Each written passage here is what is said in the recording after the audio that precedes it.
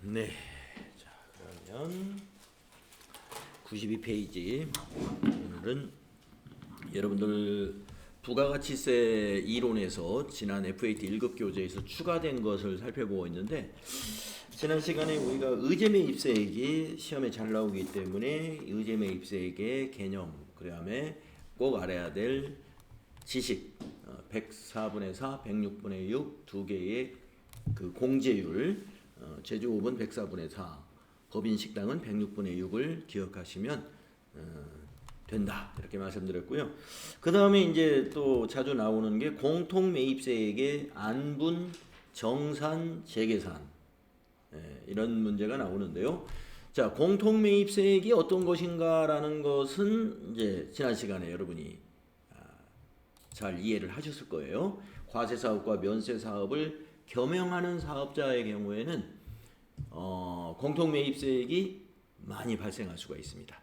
확실히 귀속이 분명한 것은 과세사업에 사용된 것이면 과세로 하면 되고, 면세사업에 사용되는 것이면 면세로 딱 귀속을 시키면 되는데, 말씀드린 대로 지난 시간에 말씀드린 대로 과세사업에도 사용하라고, 면세사업에도 관계되는 어떤 자산을 매입했다든가 이랬을 때, 또는 비용을 지출해댔든가 이랬을 때 이제 우리가 안분 계산을 해야 되는데요. 안분 계산은 말씀드린 대로 여기 이 공급가액하고 면세 공급가액, 총 공급가액분의 면세 공급가액을 가지고 면세 비율을 계산하는데, 안분 계산이라는 것은 애정 신고 기간에 하는 것을 안분 계산이라고 한다. 그런데 애정 신고 때 한번 안분 계산해서 신고를 마무리가 되는 게 아니고 확정 신고 때 한 번 더 해야 된다 그랬습니다. 한 번 더 하는 이유는 6개월치를 가지고 총 공급가액분의 면세 공급가액을 가지고 면세 비율을 다시 계산해요. 그러면 금액에 변동이 생기겠죠. 그것을 추가로 신고를 더 해줘야 돼요. 그래서 만약에 공제를 더 많이 받았으면 공제 받은 거를 다시 납부해야 되고, 만약에 공제를 덜 받았으면 더 공제를 받으면 되는 것입니다. 자, 그래서 정산까지 어제 설명을 드렸어요. 안분이나 정산이나 계산하는 방법은 똑같다. 다만 1월부터 3월 또는 7월부터 9월 데이터 가지고 하는 것은 안분 계산이고, 1월부터 6월, 7월부터 12월 이렇게 6개월치 데이터를 가지고 하는 것은 확정신고 기간에 하는 정산이라고 한다 하면 되겠습니다. 자, 그런데 이제 그 다음에 여기서부터 이제 이어서 설명을 드릴 텐데, 안분계산 배제라는 게 있어요. 안분계산 배제라는 것은 안분계산 안 해도 된다. 이 말은 뭐냐면은 면세 비율이 너무 미약하면은 그냥 다 과세에 사용한 걸로 해주겠다, 그런 의미가 있는 겁니다. 아니면 금액이 너무 작은 거, 금액이 너무 작은 것도 그냥 다 과세 사업에 사용한 걸로 인정해 준다. 금액이 너무 작거나 면세 비율이 너무 낮은 경우에 이 배제 혜택을 받을 수가 있습니다. 자, 그래서 세 가지 조건이 있어요. 세 가지 중에 하나만 해당돼도 되는 거죠. 그러니까 다음 어느 하나에 해당하는 경우에는 해당 재화 또는 용역의 공통 매입세액은 공제되는 매입세액으로 한다. 다 공제해주겠다. 공통이지만. 자, 첫째 어떤 경우냐면은 해당 과세기간의 총 공급가액 중에 면세 공급가액이 5% 미만인 경우다. 그러니까 과세 사업의 매출이 97%가 되고 면세 매출은 한 3%밖에 안 돼요. 그러면 5% 미만이잖아요. 그러면 면세 비율이 아주 미미하니까 그거 그냥 전부 다 공제해주겠다 하는 얘기입니다. 그런데 다만이 있어요. 공통매입세액이 500만 원 이상인 경우는 제외한다. 네. 공통매입세액이 500만 원이나 되면은 면세 비율이 5% 미만이어도 안분 계산해야 한다, 이건 얘기입니다. 금액이 크니까. 그래서 여기서 금액이 공통 매입세액이 크다 작다는 것이 이제 여기서는 이제 500만 원이 적용이 되고, 그다음에 2번에서는 5만 원이 적용이 되는데 뭐냐면은 해당 과세 기간 중에 공통 매입세액이 5만 원 미만인 경우도 안분 계산을 하지 않습니다. 그래서 공통 매입세액이 5만 원 미만이다 그래도 뭐 면세 비율이 어떻게 나오든 간에 면세 비율이 높더라고 하더라도 안분 계산 안 하고, 그다음에 면세 비율이 너무 낮아요. 5% 미만이에요. 그것도 안 해주는데 다만 공통 매입세액이 500만 원 이상일 때는 해야 한다, 이런 얘기죠. 그다음에 세 번째 뭐냐, 신규 사업을 개시한 사업자는 안 해도 된다. 왜 안에 이런 제도를 넣었을까를 제가 한번 생각을 해보면은요, 신규 사업이다 그러면 이번 과세 기간에 개업을 한 사업자를 말하는 거거든요. 이번 과세 기간에. 그러면 우리가 신규로 개업을 하면요, 면세 비율, 과세 비율이 아직 자리를 안 잡은 상태이기 때문에 이것이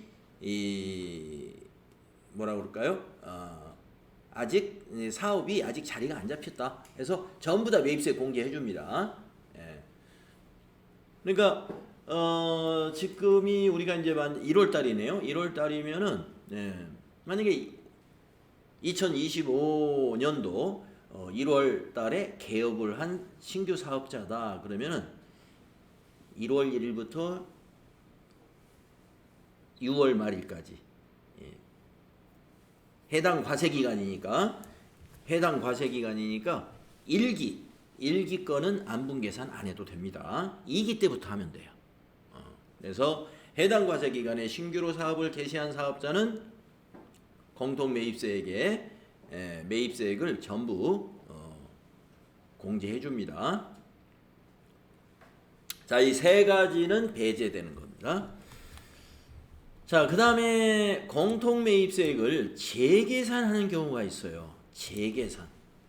안분 계산하고 그 다음에 정산까지 했는데 재계산하는 건 뭐냐? 감가상각 자산이 거기에 해당이 됩니다. 가령 원재료라든가 무슨 비용이라든가 이것은 그냥 없어져 버리는 거잖아요. 써버리고 마는 건데 감가상각 자산, 건물이라든가 건물 아니면 기계장치.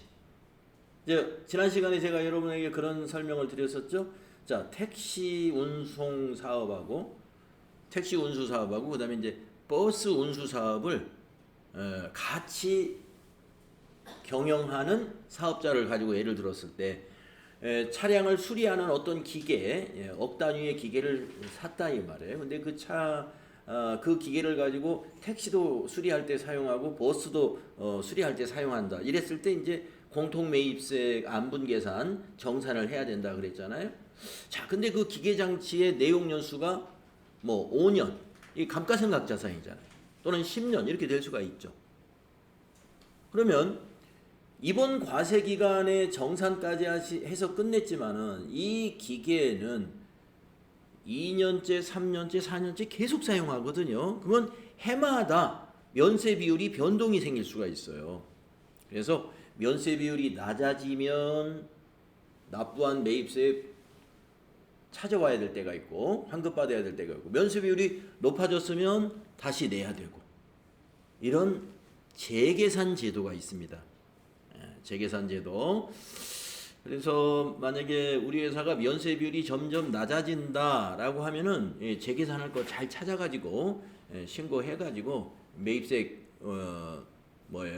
공제 못 받은 거 공제 받아오는 게 유리하겠죠. 뭐 금액은 계산을 해봐야 알겠지만, 자, 그러면은 감가상각 자산의 재계산, 여기 필요한 지식을 한번 읽어보겠습니다.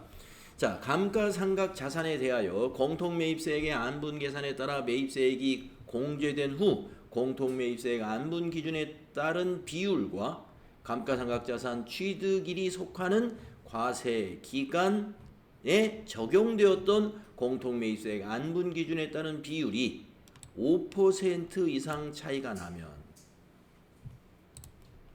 납부세액 또는 환급세액을 다시 계산하여 해당 과세기간의 확정신고와 함께 관할 세무서에 신고 납부해야 한다. 이렇게 되어 있습니다.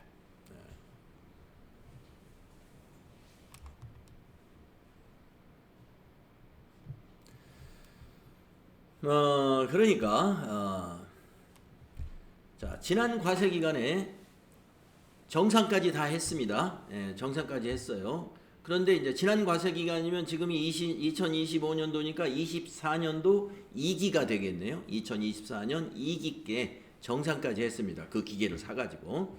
예, 그래서 정산해가지고 그 기계에 대해서 정산까지 끝냈어요. 자, 근데 이 기계는 올해도 쓰이는단 말이에요. 25년 제1기에도. 그러면 22년 제1기 확정신고 때 우리 회사의 총 공급가액분의 면세 공급가액 이걸 계산을 해봐가지고 23년도 2기 때 면세 비율하고 비교해요. 비교해서 5% 이상 차이가 나면 재계산 신고를 해주는 거고 5% 미만에서의 변동은 신고를 생략한다. 네, 그래서 5% 이상 차이가 나면은 신고해서 다시 신고 납부한다. 근데 우리 법인 입장에서, 기업 입장에서 보면 어떻게 돼요? 네, 면세 비율이 떨어졌을 때는 어떻게든지 신고해가지고 환급을 더 받아내야 되겠죠. 받아내야 되겠죠. 면세 비율이 올라갔을 때는 납부할 세액이 발생해요. 왜냐하면 공제받지 못할 매입세액 비율이 높아졌기 때문에. 그러면 신고해가지고 더 납부해야 됩니다. 그럴 경우에는요. 네. 뭐 신고불성시 아니면 가산세 이런 거 안 붙나요? 어떤 경우 할 때? 이렇게 해서 만약에 차이가 나가지고 더 납부를 할 때. 아니. 환급 받을 때야 뭐 그 금액만 주니까 그런데. 아니 이건 면세 비율이 변동에 의해서 하는 거니까 신고를 잘못해서 그런 게 아니죠. 면세 비율이라는 건 변동이 있는 거예요. 매월 또는 매 과세 기간마다 면세 비율이라는 게 일정하지가 않죠. 면세 비율이 뭐냐면 총 판매 금액분의 면세 판매 금액이 면세 비율이잖아요. 어쨌거나 그때 신고할 때는 그 금액이 확정이 돼서 하는 비율이잖아요. 그게. 네. 그러면 저희가 이제 그러니까 23년도 2기 때 정산을 했습니다. 그래서 만약에 면세 비율이 그때 100분의 30 해가지고 30%의 면세 비율로 만약에 공통 매입세액이 1,000만 원이었다면 30%가 면세 비율이니까 면세니까 300만 원은 매입세 공제 못 받고 700만 원만 매입세 공제를 받은 거예요. 자, 그런데 이제 24년 1기가 되었어요. 24년 1기라는 건 1월부터 6월이죠. 그때 면세 비율을 계산했더니 가령 그냥 계산하기 편하게 숫자를 이렇게 해서 40 면세 비율이 높아졌네요. 그러면 40%의 면세 비율이 됐죠. 그러면 40% 면세 비율이니까 우리가 400만 원은 공제를 못 받고 600만 원만 공제 받아야 되는 거죠. 근데 이게 우리가 신고를 잘못해서 이렇게 했나요? 그렇진 않은 거죠. 그 당시에는 면세 비율이 이렇게 했으니까 이거 제대로 신고한 거고 이번에 이렇게 변했으니까 이번에 다시 신고해주면 된다는 얘기입니다. 그래서 요거는 우리가 100만 원이 딱 차이가 난다 이렇게 볼 수가 없어요. 왜 그러냐면은 감가상각 자산이 기간이 경과함에 따라서 감가상각 자산이 상각이 되죠. 상각. 그 가치가 감소하는 거예요. 그래서 이 부가가치 세법에서 기계장치 같은 경우는 1과세기간당 25%씩 상각되는 걸로 봐요. 25%를 공제해버리는 거죠. 그 다음에 건물 같은 경우는 1과세기간에 5% 그렇게 상각률을 적용해가지고 계산을 하게 됩니다. 그래서 이 모든 계산은 컴퓨터 프로그램에서 다 해줍니다. 이게 이것을 재계산해야 되느냐 하지 않아야 되느냐만 우리가 실무자가 판단해서 이건 재계산해야 된다. 그러면 그 프로그램에 재계산 탭에다가 데이터 넣어가지고 계산된 대로 신고해주면 되고, 그러니까 여기는 불성실 신고나 이런 거하고는 관계가 없겠네요. 그죠? 오히려 이걸 안 했으면, 자, 이게 지금 5% 이상 차이가 났기 때문에 신고를 해야 되는데 이걸 안 했다 하면은 미신고 가산세 대상이 되겠죠. 미신고 가산세 대상이. 근데 이제 세무서에서 우리 법인의 면세 비율을 우리가 신고를 하지 않을 때 그때 바로 발견이 되는 건 아닙니다. 그러나 이제 부가가치세 신고는 계속 일어나니까 국세청의 컴퓨터는 알고 있죠. 알고 있어가지고 이런 건이 있었는데 이게 신고가 안 들어왔다 하는 것을 프로그램적으로 찾아내주면 이제 미신고 가산세 나중에 맞아야 되겠지만 컴퓨터에서 프로그램에서 찾아내주지 않으면 그냥 넘어가는 수도 많이 있습니다. 자, 그래서 감가상각 자산에는 재계산이라는 게 있는데 5% 이상 과세기간별로 5% 이상 올랐거나 떨어졌거나 이런 변동이 있을 때는 재계산을 한다. 그렇게 알아두시고요.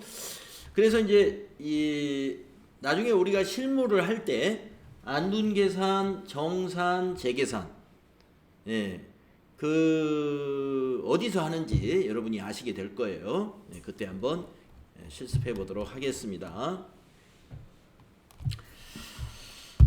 자, 그 다음 페이지에 보면은 이제 면세사업 감가상각자산의 과세사업 전환 시 매입세 공제를 받을 수 있다 하는 얘기입니다. 자, 면세사업으로 사용하기 위한 어떤 감가상각자산이니까 뭐 건물이나 기계장치 같은 것이 되겠죠. 건물이나 기계장치가 면세사업에 사용하려고 했어요. 근데 우리 회사가 그 용도를 바꿨습니다. 그래서 아니면 면세사업이 잘 안 돼가지고 면세사업을 뭐 접었대든지 해가지고 그 자산을 과세사업으로 전환했어요. 그러면은 지나간 거는 공제 못 받더라도 이미 이제 면세 비율이 적용돼 가지고 지나간 거는 공제 못 받더라도 앞으로 남은 가치에 대해서는 매입세 공제를 해준다 이런 얘기예요. 남은 가치. 자, 그래서 남은 가치에 대해서 어떻게 계산하느냐면요. 아까 제가 재계산에서 상각률이라는 표현을 했는데 1- 상각률 1이 100%잖아요. 100%에서 그동안 기간이 몇 과세기간이 경과했느냐에 따라서 기계장치는 1과세기간에 25%씩 상각을 즉 빼내는 거예요. 빼내는 거고 건물은 1과세기간당 5%씩 상각을 합니다. 자, 그러면 이렇게 한번 생각해 볼까요? 면세사업에 사용하는 감가상각자산 즉 기계장치를 과세사업으로 전환을 했는데 기계를 5년 취득 후 5년 후라고 한번 생각해 볼까요? 5년 후. 그러니까 5년째라고 한번 합시다. 5년째 전환을 했다. 그러면 여기 공제 받을 수 있는 매입세액이 계산이 되느냐 하는 것을 한번 따져 보겠습니다. 자, 그러면은 취득 시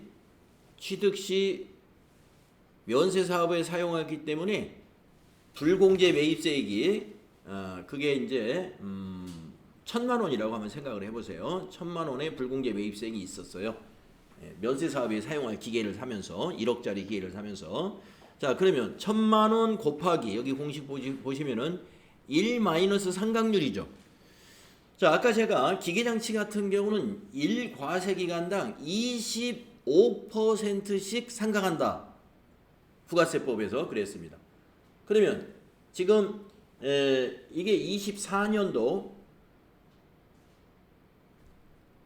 뭐 24년, 5년째 지났으면은요. 5년 지났으면 아니요. 5년째니까 4년이 지났죠. 4년 경과. 네. 4년 경과라고 해야 되겠네요. 네, 4년 경과. 그러니까 5년째죠. 자, 그러면 1년에 몇 %씩 상각이 되는 거죠? 1과세 기간에 25%면은 1년이면 1기, 2기니까 50%죠. 그러면 2년이면 100% 지났죠. 예. 그러면 4년이면 200%예요. 200%. 200%면 1-200% 하면은 마이너스가 나오죠. 마이너스. 예. 그래서 여기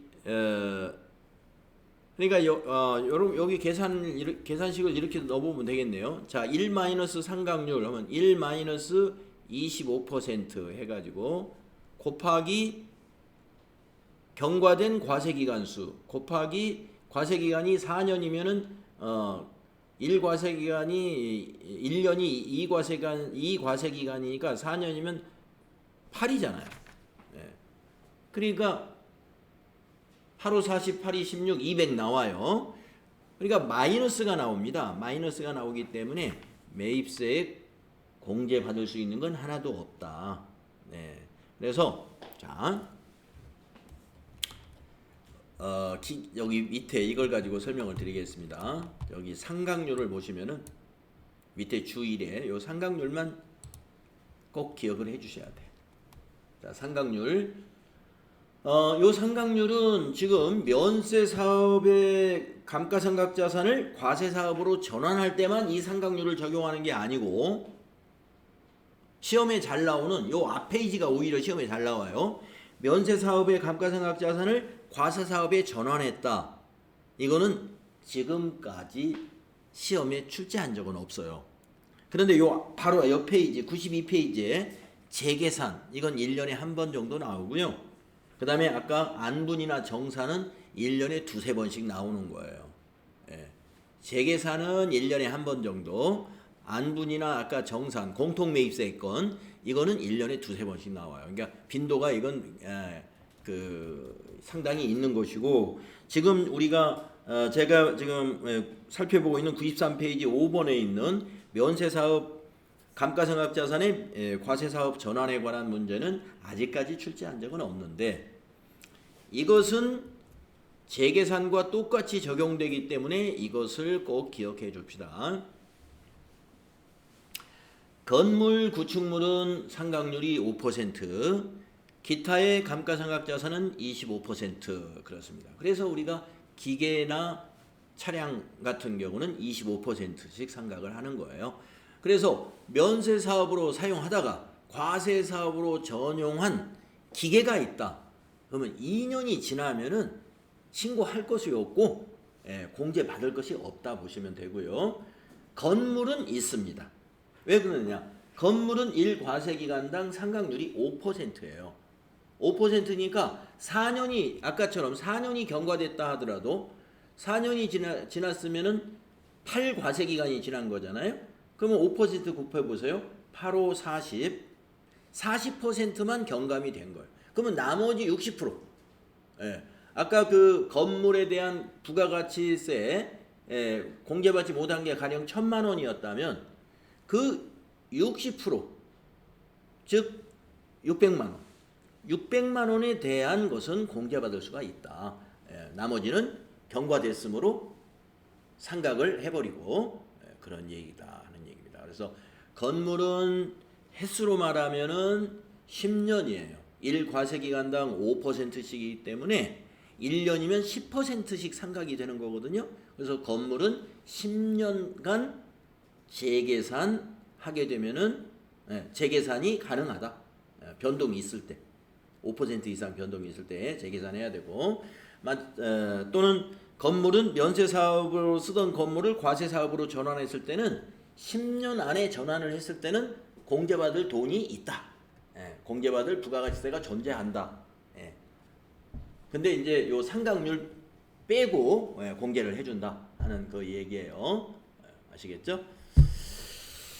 그다음에 기타 감가상각 자산, 건물이나 구축물을 제외한 나머지 이 자산들은 2년이 지나면은 없다. 재계산도 2년 지나서는 할 필요가 없어요. 다 상각됐기 때문에.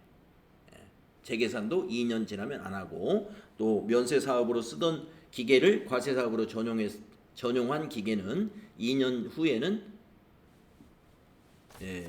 그 전용에 따른 매입세 공제를 신청할 수 없게 된다. 신청해도 계산이 제로가 나온다 이건 얘기입니다. 자, 그래서 여기까지 우리가 추가된 내용이었습니다. 이 정도 알아두시고요.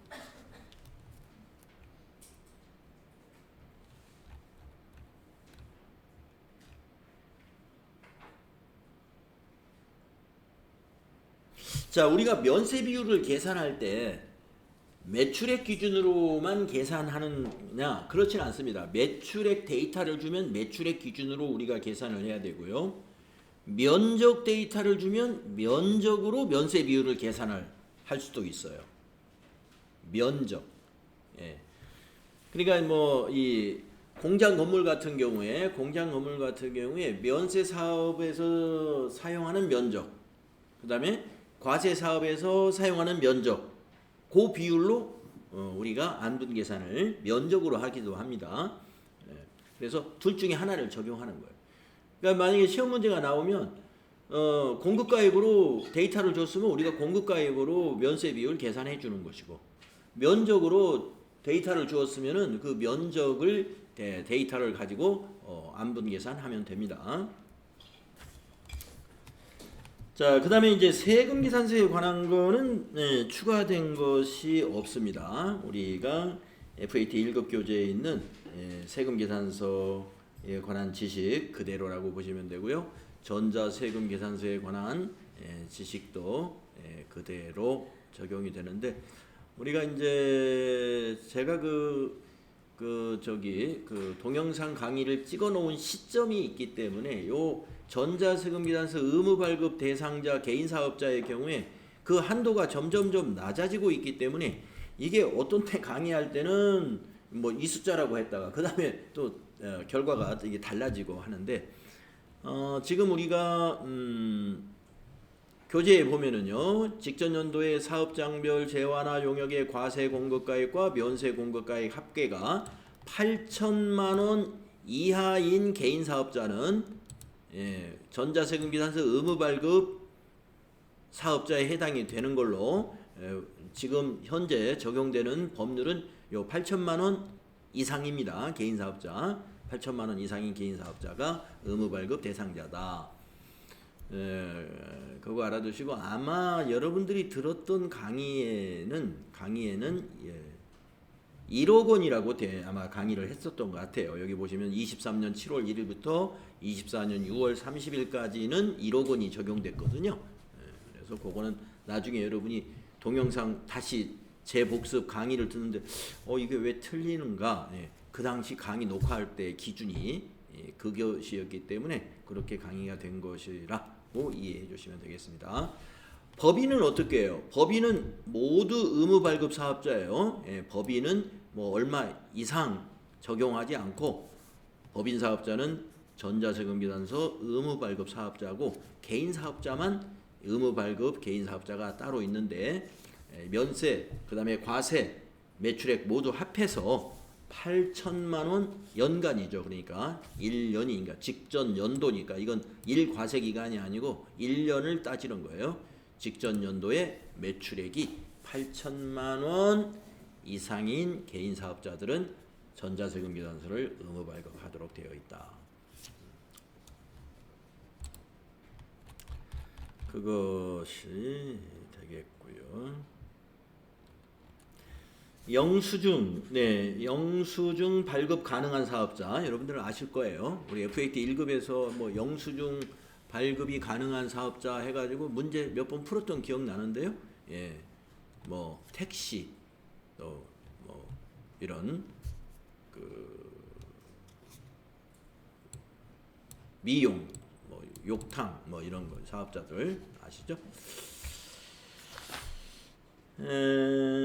그리고 다음 페이지로 넘어가서요. 97페이지 신고와 납부에서도 추가된 내용 없습니다.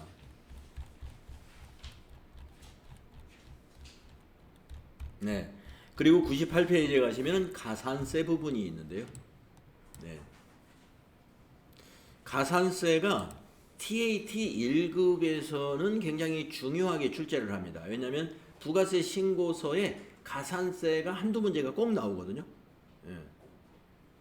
부가세 신고서에 가산세 입력하는 셀이 있어요. 그거를 입력하라고 나오는데 그 TAT 1급에서만 그게 나와요. 그러면 TAT 2급에서는 안 나오는데 왜 이걸 넣어놨느냐? TAT 2급에서는 현재는 이론에서 나올 수 있습니다. 네. 이제 옛날에 이론이 15문제일 때는 그 이것저것 폭넓게 문제를 낼 수 있어가지고 이게 나왔는데 요즘은 다시 또 이론이 10문제로 줄어가지고 말이죠. 가산세 쪽에서 문제를 과연 얼마나 낼까? 이 가산세가 내용이 상당히 많긴 많거든요. 그래서 만약에 낸다 하더라도 과거에 좀 다루어졌던 그 항목에서 낼 수 있다. 저는 이렇게 보고요. 여기 있는 가산세 중에서 제가 그동안 제가 풀어봤던 문제에서 다루어졌던 것만 제가 체크해 드릴 테니까 그것만 꼭 기억하는 걸로 하세요. 자, 우선 쭉 보시면 한번 쭉 훑어보겠습니다. 이 미등록, 허위등록은 사업자 등록에 관한 가산세예요. 사업자 등록을 미등록이나 허위등록했을 때 공급가액에 1% 가산세가 적용됩니다. 그 다음 페이지에는 이제 표가 굉장히 큰 표가 있는데 세금계산서 관련 가산세에서 적용되는 가산세인데요. 여기서 이제 요 두 개 우선 알아야 된다고 보시면 돼요. 세금계산서 지연발급 기준과 여기 내용에 있는 기준과 가산세, 그 다음에 세금계산서 미발급 기준과 그 다음에 가산세 율이 몇 %인가. 자, 지연발급하고 미발급은요 2배 차이가 납니다. 가산세가 지연발급은 공급가액의 1%, 세금계산서를 늦게 발급했다, 이게 지연발급이겠죠. 그럼 공급가액이 1%. 만약에 매출액이 1억이다 그러면 1억 원의 1%면 가산세가 100만 원이에요. 예. 안 내도 되는 100만 원. 예, 굉장히 아마 속이 아프겠죠. 100만 원. 안 내도 되는 거. 늦게 발급하면 이렇게 됩니다. 그러면은 지연 발급이라는 것은 어느 기간을 놓치면 그 다음부터는 지연 발급이 되느냐, 그걸 알아야 되겠죠. 자, 여러분 세금계산서 발급의 시기는 원칙적으로 공급할 때 발급하는 게 원칙이에요. 그렇지만 세금계산서는 공급 전에도 발급할 수 있고 공급 후에도 발급 가능합니다. 그러면 전에 발급하는 것은 놔두고 후에 발급하는 것을 알아야 되겠죠. 자, 만약에 오늘 1월 22일인데 1월 22일 날 제품을 공급하면서 오늘 발급을 안 했습니다. 그러면 어느 날까지 발급하면 되냐면요, 다음 달 10일까지 발급하면 돼요. 내일 발급해도 물론 되고요. 내일 발급해도. 근데 다음 달 10일이면 2월 10일이잖아요. 그래서 그건 어느 특례 제도가 있는 거냐면 세금계산서의 발급에 월합계 세금계산서 발급 제도가 있어요. 월합계 세금계산서. 그래서 1월에 공급한 것을 모아가지고 다음 달 10일에 발급해도 정상 발급으로 인정을 해줍니다. 자, 그래서 지연 발급은 언제를 지나면 지연 발급이 되느냐?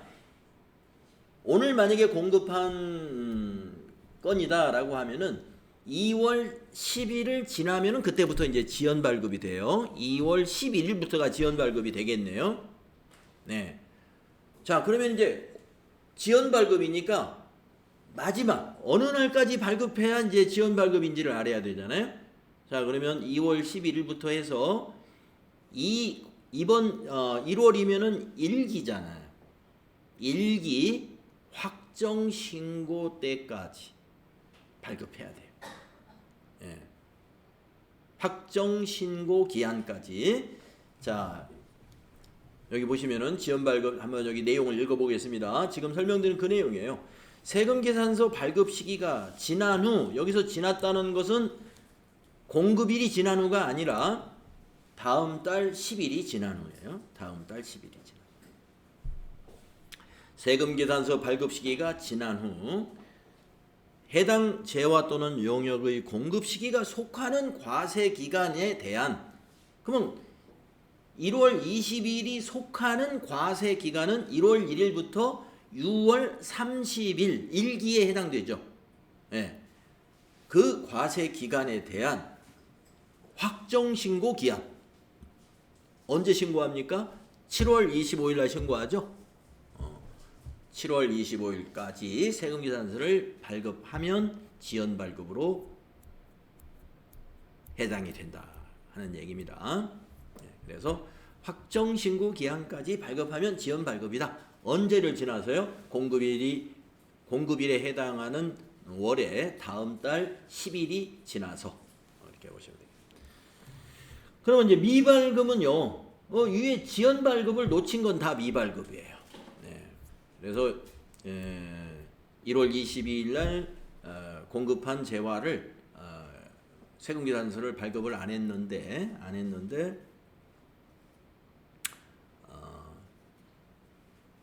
7월 25일을 지났다. 7월 25일까지 발급을 아니했다. 그러면 미발급으로 인정이 됩니다. 자, 세금계산서 발급 시기가 지난 후 해당 재화 또는 용역의 공급 시기가 속하는 과세 기간에 대한 확정 신고 기한까지 세금계산서를 발급하지 아니한 경우, 이걸 미발급이라고 하죠. 자, 그래서 1%, 2%. 예, 기준은 공급가액 기준. 이거 기억하십시오. 자, 그 외에도요. 세금계산서 부실기재 1%, 가공세금계산서를 발급하면 3%, 그걸 수취한 업체도 법인도 3%, 타인 명의로 발급했을 때 2%, 그것을 수취한 쪽에도 2%, 쌍방에 가산세가 붙는 거예요. 발급자에게만 주는 게 아니라 우리가 가공이나 타인 명의라는 것은 주고받은 거잖아요. 세금계산서라는 건 주고받는 건데, 가공이라는 것은 거래를 안 했는데 세금계산서만 주고받았다는 거예요. 거래를 안 했는데. 타인 명의라는 것은 내가 A라는 업체에서 산 게 아니라 B라는 업체에서 샀는데 세금계산서를 A라는 업체에서, 딴 업체에서 받았어요. 이게 바로 타인 명의 발급이 되는 거고, 그 다음에 그것을 수취해도 해당이 된다 이거죠. 그 다음에 과다기재 세금계산서 발급이나 수취의 경우에 과다 기재한 금액의 2% 이렇게 적용을 하고 있다. 그 다음 페이지에 보시면은 매출처별 세금계산서 합계표 관련, 그래서 세금계산서 관련해 가지고 가산세가 붙으면 또 세금계산서 합계표하고도 관련이 있어요. 그래서 합계표 미제출 가산세가 있고요. 합계표 부실기재 가산세도 있고 합계표 지연제출 가산세도 있습니다. 그 다음에 매입처별 세금계산서 합계표 관련 가산세 합계표, 이거는 매출처별이군요. 예, 매출처별, 또 매입처별도 마찬가지. 예, 매입처별 세금계산서, 이건 이제 매입자가 해당이 되는 거죠. 여기에도 불성실 가산세가 이렇게 0.5%씩 있다 하는 거고요. 그 다음에 전자세금계산서 관련 가산세가 있는데요. 이것도 우리가 기출문제에서 옛날에 15문제씩 이론에 나올 때 출제되었던, 제가 풀어보았던 문제인 것 같습니다. 자, 전자세금계산서 발급명세 전송 불성실이라 그랬는데요. 이 전자세금계산서 발급명세는 우리가 국세청에 다음 날까지 전송을 해야 할 의무가 있잖아요. 그래서 이 두 가지 나눠진 게 요 위에 있는 게 이게 지연 전송에 해당이 되는 거고요. 지연 전송. 요 밑에 있는 0.5%는 미전송에 해당이 됩니다. 미전송. 요 두 가지가 이제 전송 불성실에 해당되는 가산세가 됩니다. 전자세금계산서는 국세청에 전송하도록 되어 있는데 우리가 지금 그 세무회계 전산 시스템이 전자세금계산서를 그 시스템에서 발급하면은 국세청의 전송을 이런 가산세를 피하기 위해서 우리가 수동으로 안 해도 다 프로그램에서 자동으로 전송을 해줘요. 그리고 홈택스에서 발행을 하면 그 홈택스 자체가 국세청 그 컴퓨터이기 때문에 그거는 전송할 필요도 없죠. 국세청에 자동으로 전달이 되는 거고. 자, 그래서 뭐 이런 경우 이런 가산세는 이제 프로그램에서 이제 세팅을 어떤 일부러 전송을 일부러 안 하고 어떻게 해보려고 수동으로 이렇게 환경 설정을 바꿔놨다든가 뭐 이랬을 때 이게 자칫하면 이런 문제가 발생할 수가 있습니다. 자, 그래서 그럼 지연 전송은 언제냐? 다음 날이 지나고 한번 내용을 읽어볼까요? 전자세금계산서 발급명세 전송기한이 지났다라고 했는데 전자세금계산서 발급명세 전송기한은 공급일이 아니고 세금계산서 발급일의 다음 날입니다. 발급일의 다음 날. 그러니까 발급일 다음 날이 경과한 후 재화 또는 용역의 공급 시기가 속하는 과세기간에 대한 확정신고 기한까지 뭐하고 똑같아요. 아까 세금계산서 지연 발급하고 또 미발급하고 기준이 똑같습니다. 그래서 발급명세를 확정신고 기한까지 발급하면 지연 전송에 해당이 돼가지고요. 공급가액의 0.3% 가산세 해당이 되고요. 그 다음에 미전송은 0.5%가 됩니다. 미전송은 그 시기를 놓치면 미전송에 해당이 돼요. 확정신고 기한까지 전송을 하지 않으면 이제 미전송. 미전송을 했는데 어떻게 국세청에서 알까요? 매입자가 같이 신고하잖아요. 우리 부가가치세는 매출자만 신고하는 것이 아니라 매입자도 신고를 하기 때문에 매출자가 누락을 하면은요, 매입자 신고된 것이 있어서 컴퓨터에서 그게 분석이 일어나요. 분석이 일어나 가지고 우리가 신고가 항상 우리가 그 회계에서 차변 대변이 항상 일치해야 되듯이 이 세금계산서 제도가 그렇게 만들어진 거예요. 매출자가 신고한 것과 매입자 신고한 것이 딱딱 맞아야 돼요. 근데 이거는 누구 한쪽이 신고를 안 하면 발견이 되죠. 컴퓨터가 그걸 분석을 해냅니다. 그래서 신고 기한이 지나고 나서라도 갑자기 6개월 후에 또는 1년 후에 이렇게 국세청에서 이거 누락했다라고 해서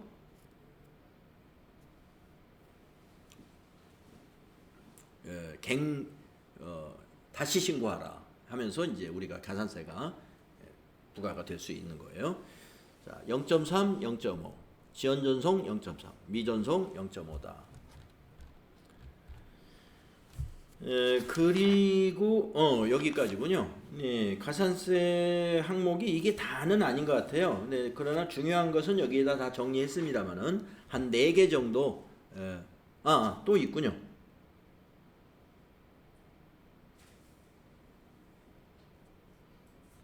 전자세금계산서 말고 또 신고 관련 가산세가 또 있죠.